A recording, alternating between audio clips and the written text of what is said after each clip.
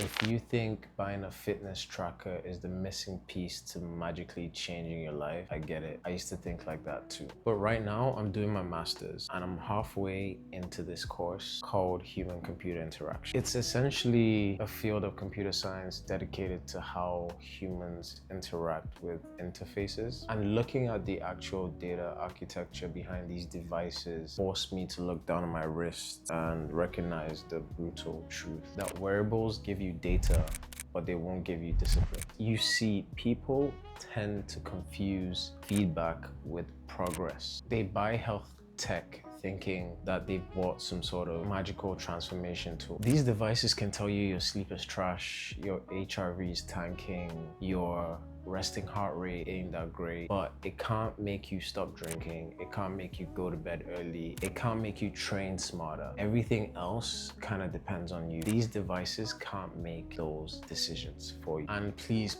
I'm not an outsider judging those who wear wearables. As you can see, I have two on my left arm. I lift, I run, and I'm a complete data nerd. Years ago when Whoop was coming out, I got one to kind of track my sleep, my HRV. I loved all the data that it gave me, but over time I hit what we call an HCI habituation. This is where the device and app just became background noise to me. Combine that with subscription fatigue, and it almost feels like you're paying to visualize data that your body produces. After my first stint with Whoop, I switched back to my Apple Watch and used it for everything from running to weightlifting, mainly because of the subscription, and secondly because I felt like I didn't really need all that data. Alternative apps like Bevel essentially did the same thing, but it allowed me to use other devices and integrate multiple data sources. Bevel did exactly what Whoop does for a fraction of the price. Right now I'm experimenting with the Garmin and the Helio strap, and they both integrate well with my Bevel app. There is a subscription for that, but it's not as much as Whoop.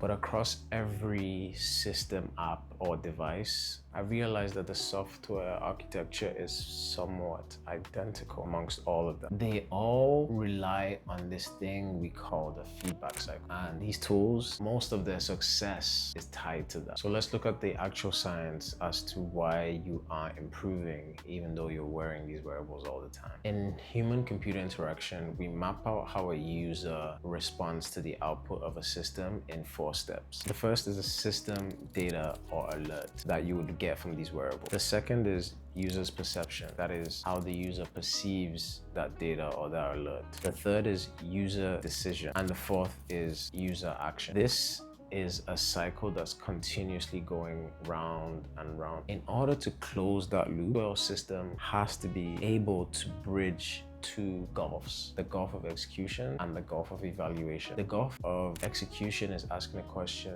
based on this system, am I able to do the task that I need to perform? And the gulf of evaluation answers the question of how easily do you understand what just happened, and are you sure you achieved your task? Modern wearables are design masterpieces in that they have conquered the gulf of evaluation. They use beautiful data visualizations, clean color-coded bars, and haptic engines on your wrist to tell you exactly what state your body is in. The software didn't fail, the design didn't fail. The loop breaks at the user decision phase. In HCI, if a system prompts a user, the user acknowledges it but takes 0 action, it is called a broken feedback loop. If your app flashes bright red, recovery score is 0, and you look at it, you understand it, and then proceed to stay up scrolling till like 1, 2 a.m. The loop is broken at that point. Essentially, you paid a lot of money to watch yourself produce bad data. Now, this is when the loop works. The loop technically works when you choose to respect the feedback given to you by these devices. That is to say, if they are accurate. You know, you have to go with how you feel and also with the data that's shown to you. If they don't really line up, then your best bet is to kind of go with how you feel. Take alcohol, for example, in my case. When I saw the effects of alcohol on my HRV, which was already kind of low, my resting heart rate and stress levels in terms of making me kind of anxious the next day, I knew I had to make a decision at that point. So the wearable gave me data. It gave me an alert, told me my recovery was red every single time I drank. I perceived that as drinking was causing my recovery to be red. My decision was to slow down drinking and to eventually quit. And then my action would actually be doing things that would take me towards that goal. I use the same data to help fix the effect of drinking on my body, as well as other things such as sleep. I was able to figure out that magnesium helped me sleep better, so I started taking magnesium at night. And these are things that I was able to figure out not just from the wearable, but from doing research outside of the feedback that I got. And remember,